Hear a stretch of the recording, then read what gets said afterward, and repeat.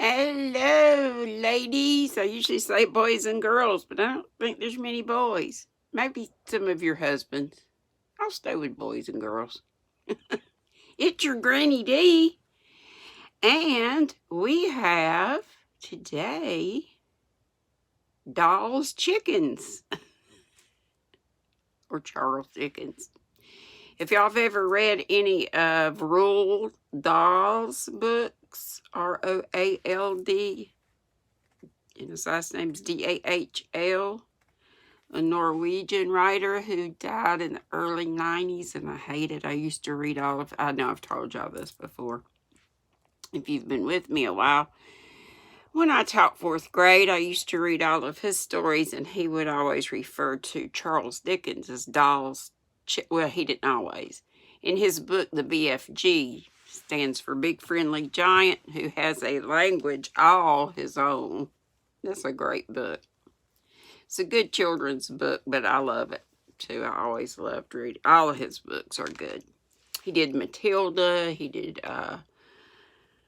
Charlie and the Chocolate Factory. He did lots of stuff that y'all know. Anyway, here we go. And I'm not going to attempt a British accent. I can do it, but I would get tired of doing it. And y'all would get tired of hearing my Southern British, I'm sure. Okay, here we go. Charles Dickens, A Christmas Carol.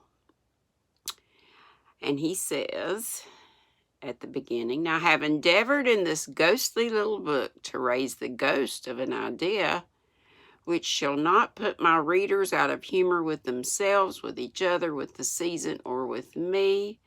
May it haunt their houses pleasantly, and no one wish to lay it. Their faithful friend and servant, C.D."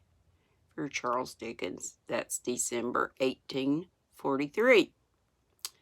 Stave 1. Marley's Ghost. Marley was dead, to begin with. There's no doubt about that. The register of his burial was signed by the clergyman, the clerk, and the undertaker, and the chief mourner. Scrooge signed it, and Scrooge's name was good upon change for anything he chose to put his hand to. Old Marley was as dead as a doornail. Mind, I don't mind to say that I know of my own knowledge what there is particularly dead about a doornail. I might have even inclined myself to regard a coffin nail as the deadest piece of ironmongery in the trade. But the wisdom of our ancestors is in the simile, and my unhallowed hands shall not disturb it, or the country's done for. You will therefore permit me to repeat emphatically that Marley was as dead as a doornail. Scrooge knew he was dead? Of course he did. How could it be otherwise? Scrooge and he were partners for I don't know how many years. Scrooge was his sole executor, his sole administrator, his sole assign, his sole residuary legatee, his sole friend and sole mourner. And even Scrooge was not so dreadfully cut up by the sad event, but that he was an excellent man of business on the very day of the funeral, and solemnized it with an undoubted bargain. The mention of Marley's funeral brings me back to the point I started from. There is no doubt that Marley was dead. This must be distinctly understood, or nothing wonderful can come of the story I am going to relate. If we were not perfectly convinced that Hamlet's father died before the play began, there would be nothing more remarkable in his taking a stroll at night in an easterly wind upon his own ramparts than there would be in any other middle-aged gentleman rashly turning out after dark in a breezy spot, say St. Paul's churchyard, for instance, literally to astonish his son's weak mind. Scrooge never painted out old Marley's name. There it stood, years afterwards, above the warehouse door, Scrooge and Marley. The firm was known as Scrooge and Marley. Sometimes people new to the business called Scrooge Scrooge and sometimes Marley, but he answered to both names. It was all the same to him. Oh, but he was a tight-fisted hand at the grindstone, Scrooge. Oh, squeezing, wrenching, grasping, scraping, clutching, covetous old sinner. Hard and sharp as flint. Do you hear my squeaking door? It's the kitty cat. Come here, kitty, kitty, kitty, kitty, kitty. Come here, kitty. Jump up here and let him see you. Okay, just I hope y'all heard that. Come here, kitty. Come here, kitty, kitty, kitty, kitty, kitty. I hope y'all saw that he jumped up on my lap last night, which was unusual. He stays to himself most days. Sometimes I'll see a kitty sighting just going to his bowl in the kitchen. Come on. Come on, kitty, kitty, kitty. Come on. They all gonna think I'm crazy. You stop my route and get up here. Come here. Oh, well. Maybe he'll come up. Let's see here. Hard and sharp as flint, from which no steel had ever struck out generous fire. Secret and self-contained and solitary as an oyster. The cold within him froze his old features, nipped his pointed nose, shriveled his cheeks, stiffened his gait, made his eyes red, his thin lips blue, and spoke out shrewdly in his grating voice. A frosty rime, R-I-M-E, was on his head and on his eyebrows and his wiry chin. He carried his own low temperature always about with him. He iced his office in the dog days, of which we're about to be in August, so here's a tie for us. And it didn't thaw 1 degree at Christmas. External heat and cold had little influence on Scrooge. No warmth could warm, no winter weather chill him. Come here. No wind that blew was bitterer than he. No falling snow was more intent upon his purpose. He's jumping over my yarn piles. Come here, kitty. You can get lost over there. Let's see. No wind that blew was bitterer than he. No snow was more intent upon its purpose. No pelting rain less open to entreaty. Foul weather didn't know where to have him. The heaviest rain and snow and hail and sleet could boast of the advantage over him in only one respect. They often came down handsomely, and Scrooge never did. Nobody ever stopped him in the street to say with gladsome looks, "My dear Scrooge, how are you? When will you come to see me?" No beggars implored him to bestow a trifle. No children asked him what it was o'clock. No man or woman ever once in all his life inquired the way to such and such a place of Scrooge. Even the blind men's dogs appeared to know him, and when they saw him coming would tug their owners into doorways and up courts, and then would wag their tails as though they say, "No eye at all is better than an evil eye, dark master." But what did Scrooge care? It was the very thing he liked. To edge his way along the crowded paths of life, warning all human sympathy to keep its distance. What the knowing ones called nuts to Scrooge. Once upon a time, of all the good days in the year, on Christmas Eve, old Scrooge sat busy in his counting house. It was cold, bleak, biting weather, foggy withal, and he could hear the people in the court outside go wheezing up and down, beating their hands upon their breasts and stamping their feet upon the pavement stones to warm them. The city clocks had only just gone 3, but it was quite dark already. It had not been light all day, and candles were flaring in the windows of the neighboring offices like ruddy smears upon the palpable brown air.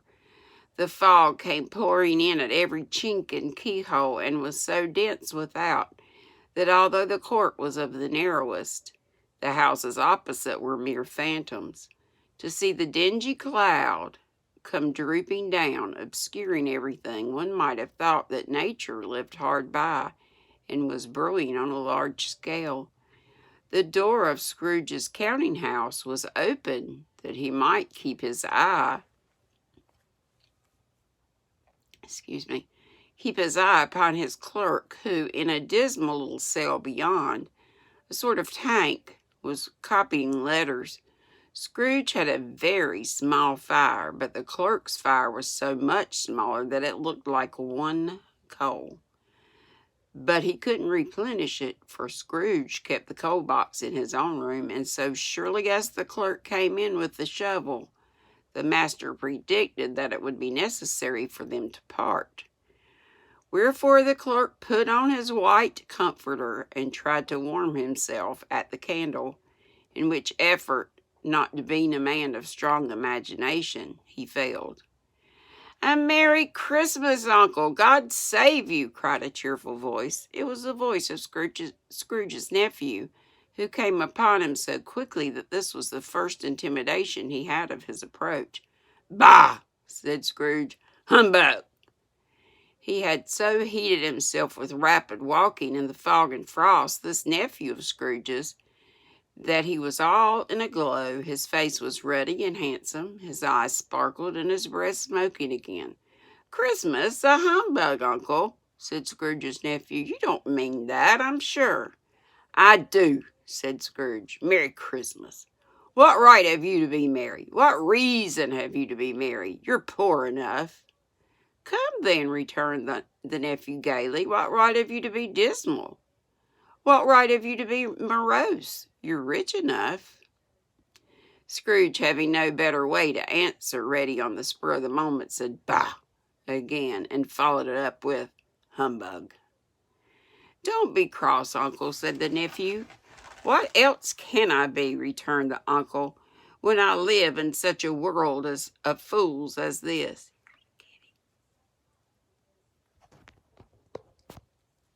Hey, kitty cat, the cup, the cup. Kitty siding, kitty siding. He's not going to cooperate. Until tonight, after I put my PJs on, and then he will knead my belly, and it will hurt. Okay, where was I? "Don't be cross," said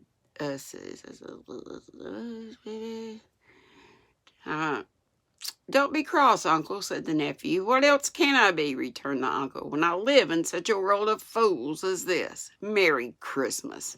Out upon Merry Christmas! What's Christmas time to you but a time for paying bills without money? A time for finding yourself a year older but not an hour richer. A time for balancing your books and having every item in 'em through a round dozen of months present a debt against you. If I could work my will," said Scrooge indignantly, "every idiot who goes about with Merry Christmas on his lips," and I bet you know this, Nick, I bet you know a lot of these, "should be boiled with his own pudding and buried with a stake of holly through his heart. He should." "Uncle," pleaded the nephew. "Nephew," returned the uncle sternly, "keep Christmas in your own way and let me keep it in mine." "Keep it?" repeated Scrooge's nephew, "but you don't keep it." "Let me leave it alone, then," said Scrooge. "Much good may it do you, much good it has ever done you." "There are many things from which I might have derived good, by which I have not profited, I dare say," returned the nephew. "Christmas among the rest. But I am sure I have always thought of Christmas time, when it has come round, apart from the veneration due to a sacred name and origin, if anything belonging to it can be apart from that, as a good time, a kind, forgiving, charitable, pleasant time. The only time I know of in the long calendar of the year when men and women seem by one consent to open their shut-up hearts freely, and to think of people below them as if they really were fellow passengers to the grave, and not another race of creatures bound on other journeys. And therefore, Uncle, though it has never put a scrap of gold or silver in my pocket, I believe that it has done me good and will do me good, and I say, God bless it." The clerk in the tank involuntarily applauded. becoming immediately sensible of the impropriety, he poked the fire and extinguished the last frail spark forever. "Let me hear another sound from you," said Scrooge, "and you'll keep your Christmas by losing your situation. You're quite a powerful speaker, sir," he added, turning to his nephew. "I wonder you don't go into Parliament." "Don't be angry, uncle. Come, dine with us tomorrow." Scrooge said that he would see him. Yes, indeed he did. He went the whole length of the expression and said that he would see him in that extremity first. "But why?" cried Scrooge's nephew. "Why?" "Why did you get married?" asked Scrooge. "Because I fell in love." "Because you fell in love," growled Scrooge, as if that were the only one thing in the world more ridiculous than a Merry Christmas. "Good afternoon." "Nay, uncle, but you never came to see me before that happened. Why give it as a reason for not coming now?" "Good afternoon," said Scrooge. "I want nothing from you. I ask nothing of you. Why cannot we be friends?" "Good afternoon," said Scrooge. "I'm sorry with all my heart to find you so resolute. We've never had any quarrel to which I've been a party. But I have made the trial in homage to Christmas, and I'll keep my Christmas humor to the last. So a Merry Christmas, uncle." "Good afternoon," said Scrooge. "And a Happy New Year." "Good afternoon," said Scrooge. His nephew left the room without an angry word. Notwithstanding, he stopped at the outer door to bestow the greetings of the season on the clerk, who, cold as he was warmer than Scrooge, for he returned them cordially. "There's another fellow," muttered Scrooge, who overheard him, "my clerk, with 15 shillings a week, and a wife and family, talking about a Merry Christmas. I'll retire to Bedlam." This lunatic, in letting Scrooge's nephew out, had let 2 other people in. They were portly gentlemen, pleasant to behold, and now stood with their hats off in Scrooge's office. They had books and papers in their hands and bowed to him. "Scrooge and Marley's, I believe," said one of the gentlemen, referring to his list. "Have I the pleasure of addressing Mr. Scrooge or Mr. Marley?" "Mr. Marley has been dead these 7 years," Scrooge replied. "He died 7 years ago this very night." "We have no doubt his liberality is well represented by his surviving partner," said the gentleman, presenting his credentials. It certainly was, for the two for they had been 2 kindred spirits. At the ominous word liberality, Scrooge frowned and shook his head and handed the credentials back. "At this festive season of the year, Mr. Scrooge," said the gentleman, taking up his pen, "it is more than usually desirable that we should make some slight provision for the poor and destitute, who suffer greatly at the present time. Many thousands are in want of common necessaries. Hundreds of thousands are in want of common comfort, sir." "Are there no prisons?" asked Scrooge. "Plenty of prisons," said the gentleman, laying down the pen again. "And the Union workhouses?" demanded Scrooge. "Are they still in operation?" "They are, still," returned the gentleman. "I wish I could say they were not." "The treadmill and the poor law are in full vigor, then?" said Scrooge. "Both very busy, sir." "Oh, I was afraid from what you said at first that something had occurred to stop them in their useful course," said Scrooge. "I'm very glad to hear it." "Upon the impression that they scarcely furnish Christian cheer of mind or body to the multitude," returned the gentleman. "A few of us are endeavoring to raise a fund to buy the poor some meat and drink and means of warmth. We choose this time because it is a time of all others when want is keenly felt and abundance rejoices. What shall I put you down for?" "Nothing," Scrooge replied. "You wish to be anonymous?" "I wish to be left alone," said Scrooge. "Since you ask me what I wish, gentlemen, that is my answer. I don't make merry myself at Christmas, and I can't afford to make idle people merry. I help to support the establishments I've mentioned. They cost enough, and those who are badly off must go there. Many can't go there, and many would rather die. If they would rather die, said Scrooge, they had better do it, and decrease the surplus population. Besides, excuse me, I don't know that. But you might know it, observed the gentleman. It's not my business, Scrooge returned. It's enough for a man to understand his own business and not to interfere with other people's. Mine occupies me constantly. Good afternoon, gentlemen. Seeing clearly that it would be useless to pursue their point, the gentleman withdrew. Scrooge resumed his labors with an improved opinion of himself, and in a more fastidious temper than was usual with him. Meanwhile, the fog and darkness thickened so that people ran about with flaring links, proffering their services to go before horses and carriages and conduct them on their way. The ancient tower of a church, whose gruff old bell was always peeping slyly down at Scrooge out of a Gothic window in the wall, became invisible, and struck the hours and quarters in the clouds and tremulous vibrations afterwards, as if its teeth were chattering in its frozen head up there. The cold became intense. In the main street at the corner of the court, some laborers were repairing the gas pipes and had lighted a great fire in a brazier ground which a party of ragged men and boys were gathered, warming their hands and winking their eyes before the blaze in rapture. The water plug being left in solitude, its overflowing sullenly congealed and turned to misanthropic. I know these words, but now I can't say them.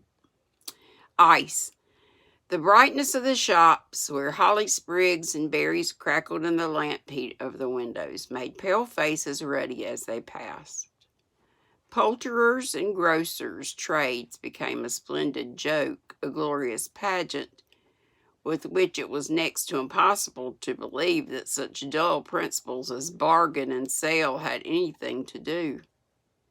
The Lord Mayor, in the stronghold of the mighty mansion, gave orders to his 50 cooks and butlers to keep Christmas as a Lord Mayor's household should, and even the little tailor, whom he had fined 5 shillings on the previous Monday for being drunk and bloodthirsty in the streets, stirred up tomorrow's pudding in his garret, while his lean wife and the baby sallied out to buy the beef.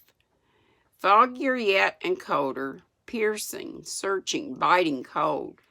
If the good St. Dunstan had but nipped the evil spirit's nose with a touch of such weather as that, instead of using his familiar weapons, then indeed he would have roared to lusty purpose.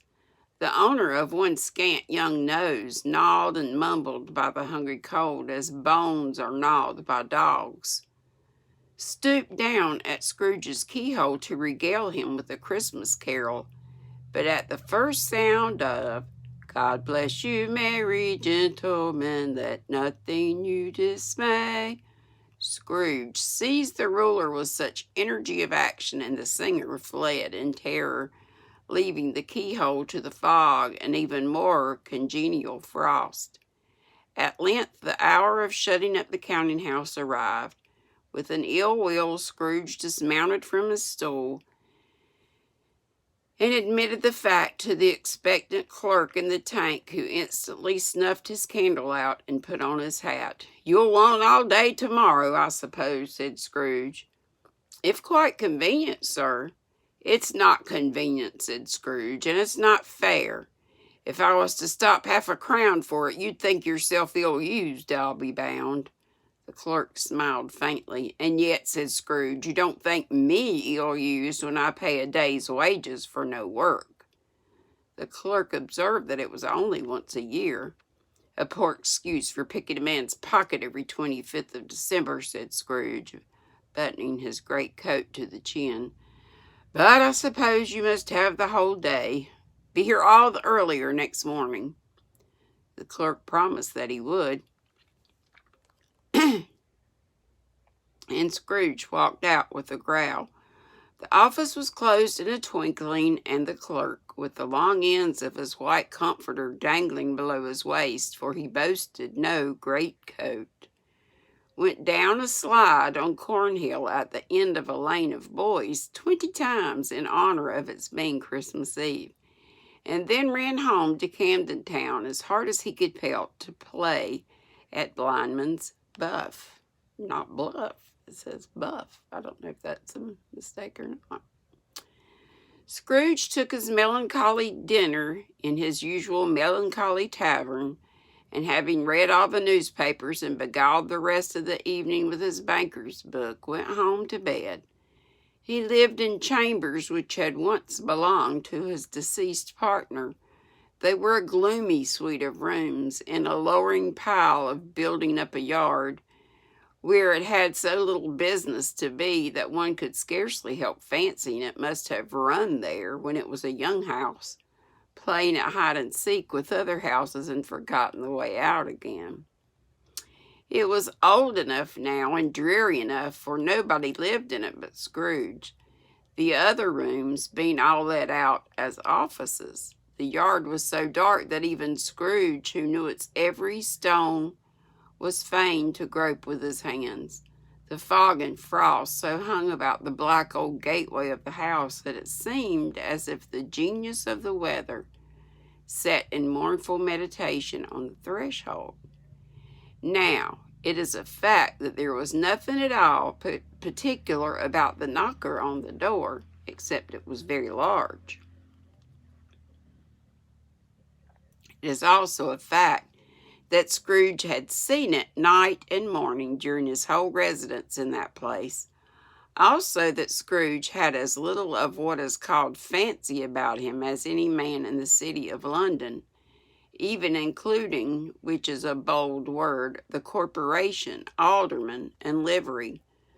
Let it also be borne in mind that Scrooge had not bestowed one thought on Marley since his last mention of his 7 years dead partner that afternoon. And then let any man explain to me, if he can, how it happened that Scrooge, having his key in the lock of the door, saw, in the knocker, without its undergoing any intermediate process of change, not a knocker, but, you know, Marley's face. Marley's face. It was not an impenetrable shadow as the other objects in the yard were, but had a dismal light about it, like a bad lobster in a dark cellar. It was not angry or ferocious, but looked at Scrooge as Marley used to look, with ghostly spectacles turned up on its ghostly forehead.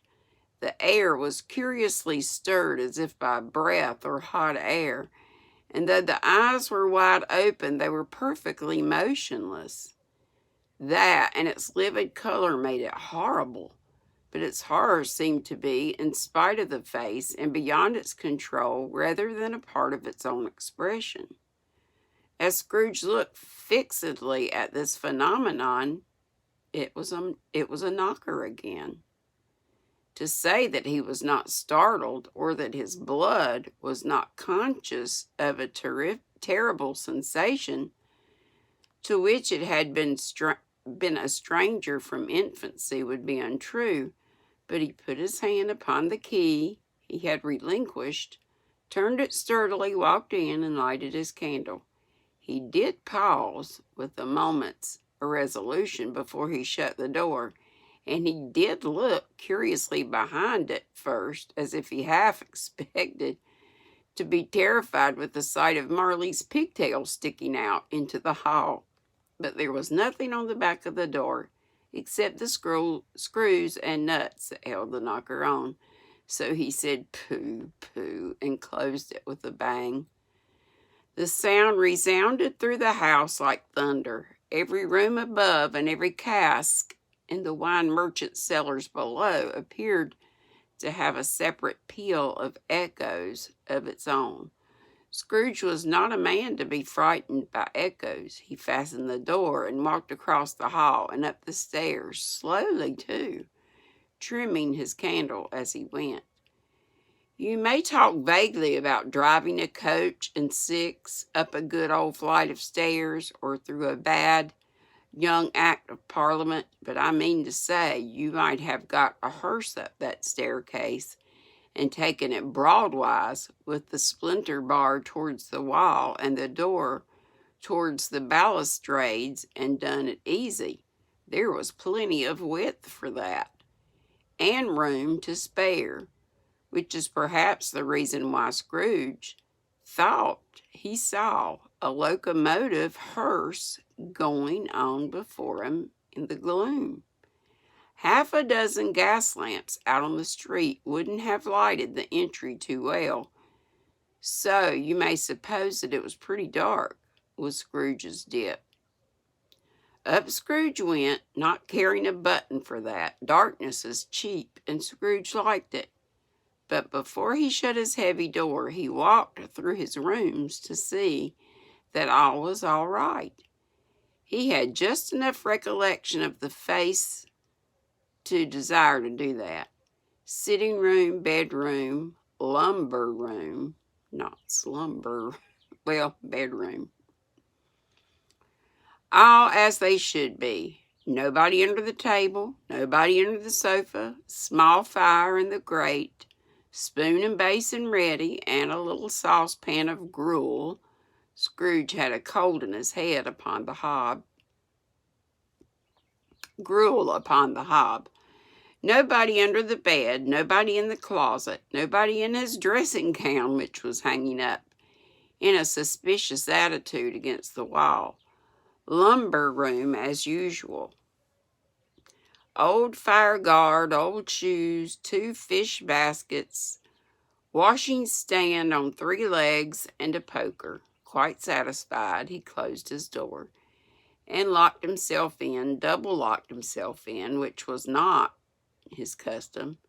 Thus secured against surprise, he took off his cravat, put on his dressing gown and slippers and his nightcap, and sat down before the fire to take his gruel. And I'm just going back. Sitting room, bedroom, and lumber room. I don't know what the lumber room is. Is that just like a mud room or something? I might have to look that up. Well, maybe that's like I don't know. They had chamber pots in the bedroom back then. Okay, let's see. He sat before the fire to take his gruel. It was a very low fire indeed, nothing on such a bitter night. He was obliged to sit close to it and brood over it before he could extract the least sensation of warmth from such a handful of fuel. The fireplace was an old one, built by some Dutch merchant long ago, and paved all round with quaint Dutch tiles, designed to illustrate the scriptures. There were Cains and Abels, Pharaoh's daughters, queens of Sheba, angelic messengers descending through the air on clouds like feather beds, Abraham's, Belshazzar's, apostles putting off to sea in butter boats, hundreds of figures to attract his thoughts, and yet that face of Marley's, 7 years dead, came like the ancient prophet's rod and swallowed up the whole. If each smooth tile had been a blank at first, with power to shape some picture on its surface from the disjointed fragments of his thoughts, there would have been a copy of old Marley's head on every one. "Humbug," said Scrooge, and walked across the room. After several turns, he sat down again. Sorry, I've had this dry mouth all day long. Should have brought water in again. After several turns, he sat down again. As he threw his head back in the chair, his glance happened to rest upon a bell. A disused bell that hung in the room and communicated for some purpose now forgotten with the chamber in the highest story of the building. It was with great astonishment and with a strange, inexplicable dread that as he looked, he saw the bell begin to swing. It swung so softly in the outset that it scarcely made a sound, but soon it rang out loudly, and so did every bell in the house. This might have lasted half a minute or a minute, but it seemed an hour. The bells ceased as they had begun together. They were succeeded by a clanky noise deep down below, as if some person were dragging a heavy chain over the cask in the wine merchant's cellar. Scrooge then remembered to have heard that ghosts in haunted houses were described as dragging chains. The cellar door flew open with a booming sound, and then he heard the noise much louder on the floors below than coming up the stairs, then coming straight towards his door. "It's humbug still," said Scrooge. "I won't believe it." His color changed, though, when, without a pause, it came through the heavy door and passed into the room before his eyes. Upon its coming in, the dying flame leaped up as though it cried, "I know him, Marley's ghost," and fell again. The same face, the very same.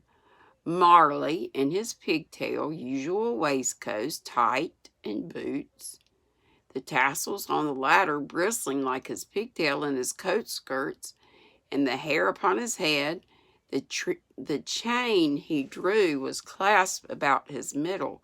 It was long and wound about him like a tail, and it was made, for Scrooge observed it closely, of cash boxes, keys, padlocks, ledgers, deeds, and heavy purses wrought in steel. His body was transparent, so that Scrooge, observing him and looking through his waistcoat, could see the 2 buttons on his coat behind. Scrooge had often heard it said that Marley had no bowels, but he had never believed it until now. No, nor did he believe it even now, though he looked the phantom through and through and saw it standing before him, though he felt the chilling influence of its death-cold eyes, and marked the very texture of the folded kerchief bound about its head and chin, which wrapper he had not observed before. He was still incredulous and fought against his senses. "How now?" said Scrooge, caustic and cold as ever. "What do you want with me?" "Much." Marley's voice, no doubt about it. "Who are you?" "Ask me who I was." "Who were you then?" said Scrooge, raising his voice. "You're particular for a shade." He was going to say "to a shade," but substituted this as more appropriate. "In life, I was your partner, Jacob Marley." Can you sit down?"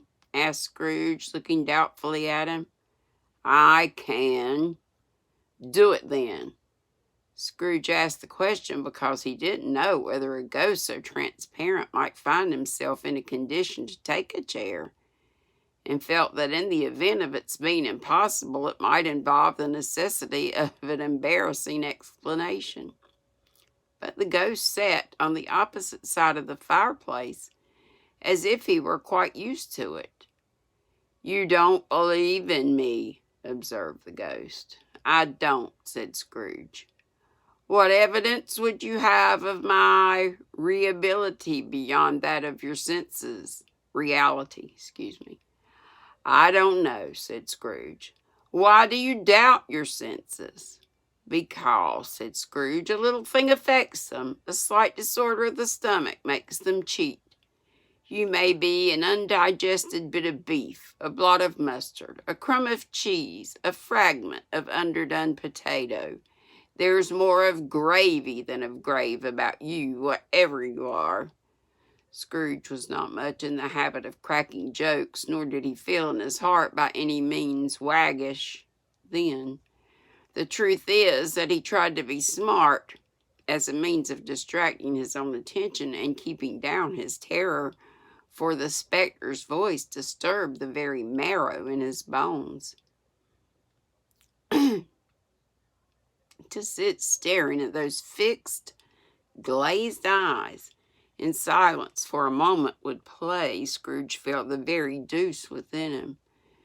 There was something very awful, too, in the spectre's being provided with an infernal atmosphere of its own.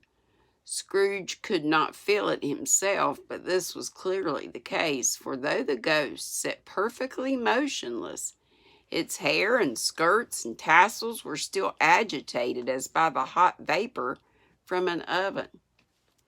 "You see this toothpick?" said Scrooge, returning very quickly to the charge, for the reason just assigned, and wishing, though it were only for a second, to divert the vision's stony gaze from himself. "I do," replied the ghost. "You're not looking at it," said Scrooge. "But I see it," said the ghost, notwithstanding. "Well," returned Scrooge, "I have but to swallow this, and be for the rest of my days persecuted by a legion of goblins, all of my own creation. Humbug, I tell you, humbug!"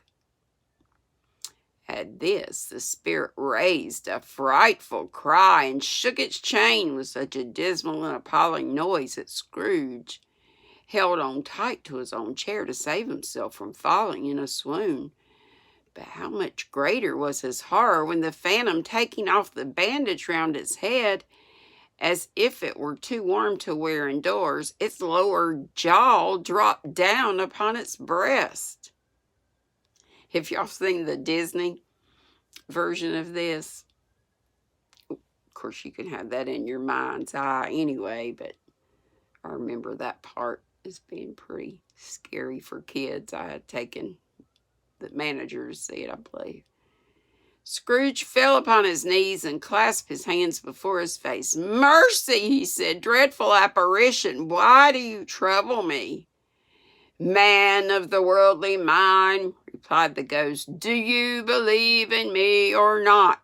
"I do," said Scrooge. "I must, but why do spirits walk the earth, and why do they come to me?" "It is required of every man," the ghost returned, "that the spirit within him should walk abroad among his fellow men, and travel far and wide, and if that spirit goes not forth in life, it is condemned to do so after death. To wander through the world, oh, woe is me, and witness what it cannot share, but might have shared on earth, and turned to happiness." Again the spectre raised a cry and shook its chain and wrung its shadowy hands. "You are fettered," said Scrooge, trembling. "Tell me why." "I wear the chain I forged in life," replied the ghost. "I made it link by link and yard by yard. I girded it on my own free will, and of my own free will I wore it. Is its pattern strange to you?" Scrooge trembled more and more. "Or would you know," pursued the ghost, "the weight and length of the strong coil you bear yourself? It was as full and as heavy and as long as this 7 Christmas Eves ago. You have labored on it since. It is a ponderous chain." Scrooge glanced about him on the floor in the expectation of finding himself surrounded by some 50 or 60 fathoms, heard that word before, of iron cable, but he could see nothing. "Jacob," he said imploringly, "oh, Jacob Marley, tell me more. Speak comfort to me, Jacob." "I have none to give," the ghost replied. "It comes from other regions, Ebenezer Scrooge, and is conveyed by other ministers to other kinds of men. Nor can I tell you what I would. A very little more is all permitted to me. I cannot rest, I cannot stay, I cannot linger anywhere. My spirit never walked beyond our counting house. Mark me, In life, my spirit never roved beyond the narrow limits of our money-changing hole, and weary journeys lie before me.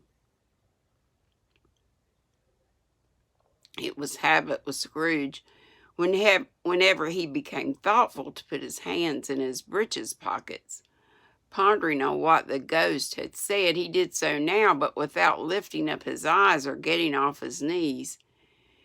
"You must have been very slow about it, Jacob," Scrooge observed in a businesslike manner, though with humility and deference. "Slow?" the ghost repeated. 7 years dead," mused Scrooge, "and traveling all the time?" "The whole time," said the ghost. "No rest, no peace, incessant torture of remorse." "You travel fast?" said Scrooge. "On the wings of the wind," replied the ghost. "You might have got over a great quantity of ground in 7 years," said Scrooge. The ghost, on hearing this, set up another cry and clanked its chain so hideously in the dead silence of the night that the ward would have been justified in indicting it for a nuisance. "Oh, captive, bound, and double ironed," cried the phantom, "not to know that ages of incessant labor by immortal creatures for this earth must pass into eternity before the good of which it is susceptible is all developed.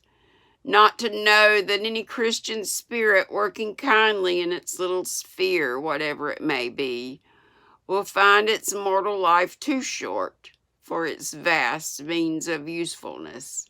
Not to know that no space of regret can make amends for one life's opportunity misused. Yet, such was I. Oh, such was I."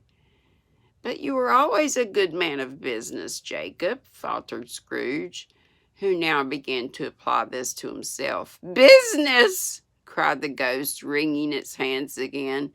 "Mankind was my business. Charity, mercy, forbearance, and benevolence were all my business. The dealings of my trade were but a drop of water in the comprehensive ocean of my business." It held up its chain at arm's length as if that were the cause of all its unavailing grief, and flung it heavily upon the ground again. "At this time of the rolling year," the spectre said, "I suffer most. Why did I walk through crowds of fellow beings with my eyes turned down and never raise them to that blessed star which led the wise man to a poor abode? Were there no poor homes to which its light would have conducted me?" Scrooge was very much dismayed to hear the spectre going on at this rate, and began to quake exceedingly. "Hear me!" cried the ghost. "My time is nearly gone." "I will," said Scrooge, but don't be hard upon me. Don't be flowery, Jacob, pray. How it is that I appear before you in a shape that you can see, I may not tell. I have sat invisible beside you many and many a day." It was not an agreeable idea. Scrooge shivered and wiped the perspiration from his brow. "That is no light part of my penance," pursued the ghost. "I am here tonight to warn you that you have yet a chance and hope of escaping my fate, a chance and hope of my procuring Ebenezer." "You were always a good friend to me," said Scrooge. "Thank ye. You will be